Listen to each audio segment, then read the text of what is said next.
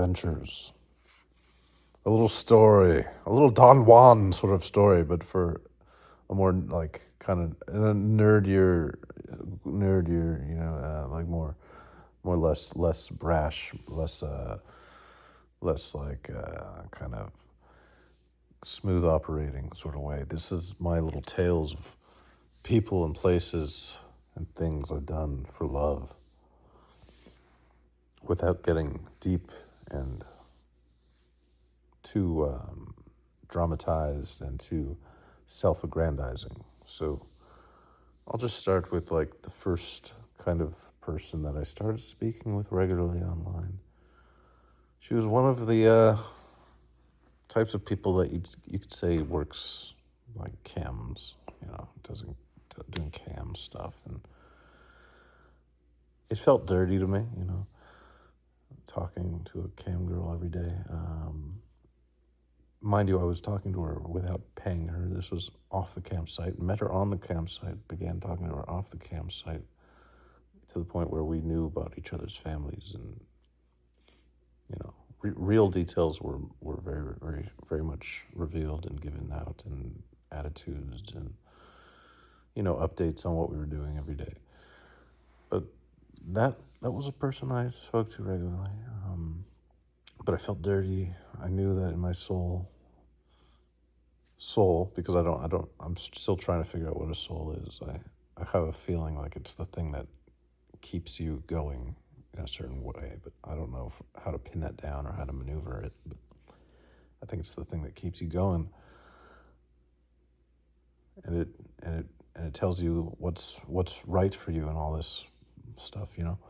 But anyways, yeah, I mean, just talking every day. She was fine. Kind of ended with me. Well, I can't say it ended purely with me just kind of yelling at her, but it ended with me like just giving her a spiel on why things wouldn't be good. And my reasoning, my explanation to her was like, you keep kind of skirting around whenever I try to get deep with you, skirting around. So that's clearly basically a fake sort of relationship. And I was naive. Of course it's fake. She probably just wanted, to feel liked and to feel important more than she wanted to have any future with me. And that's cool. It ended like that pretty much. She also had moments where she would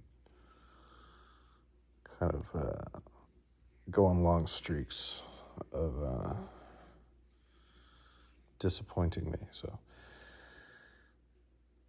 but it was because of what I was looking for versus what she was looking for. So pretty much it ended because I was just not feeling it. But yeah, that was the first girl that I had in my little adventure of life that really spoke to me. And then after that, I got a different job.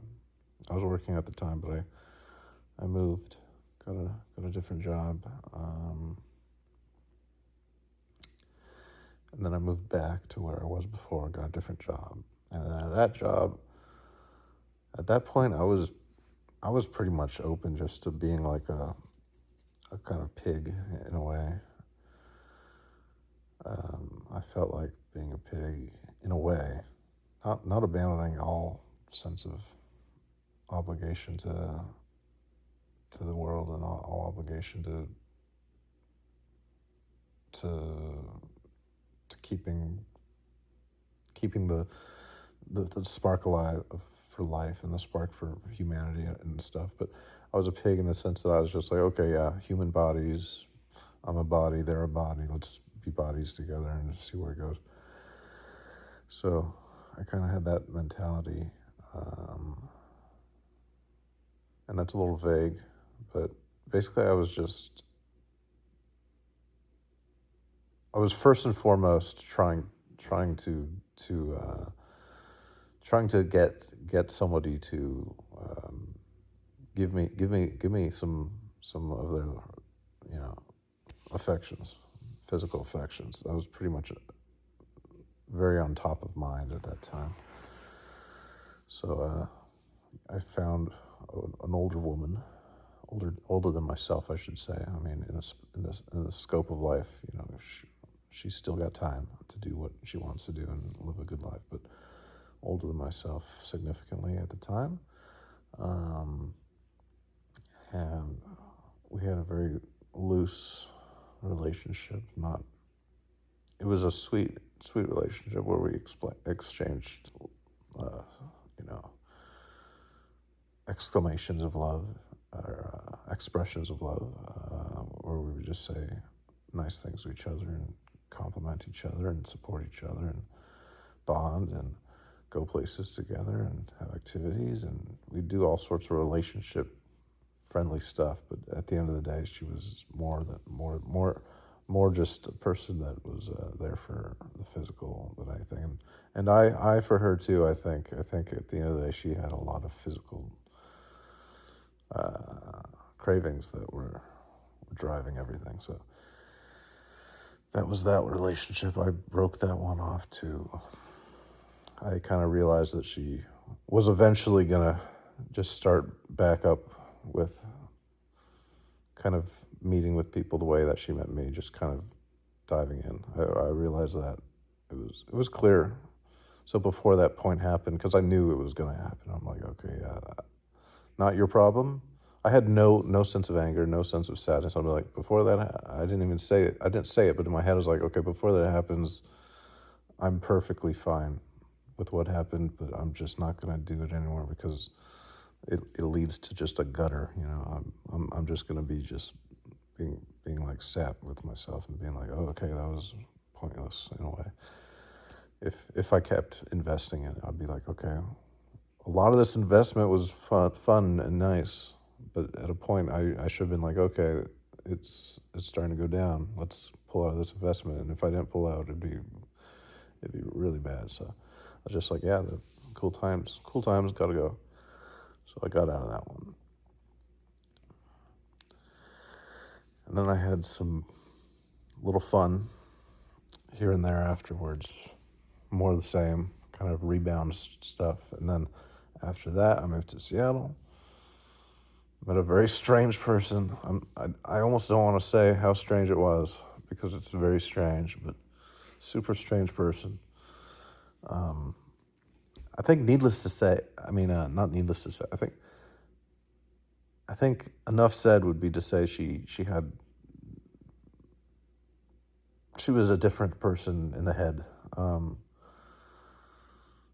She even admitted to me that she hears voices. That was freaky. But she kept herself together well. She was very philosophical.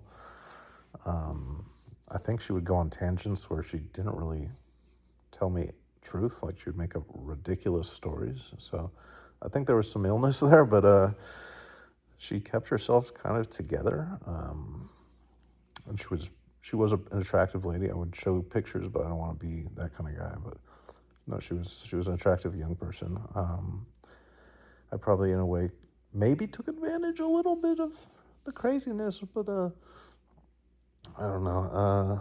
She was a nice young Vietnamese lady, and she had a great spirit. She was down to earth. She was adventurous. She was smooth in the way she would handle situations, and she was very soft and girly, and she was a good person. But she did blow up at me at one time. I won't get into the words, but she insulted me quite a bit, and I left her the day after that. But we were together for like 2 weeks. It was like a 2 week thing. But anyways, those are my little adventures I've had. And I feel like explaining them, not to make myself seem like I'm less of a isolationist, but rather just to get it out of me, that these are the people that I've communicated with. These are the types of feelings that have arisen. These are the situations. These are the peculiarities of what I've done with others and how I've been in and out of things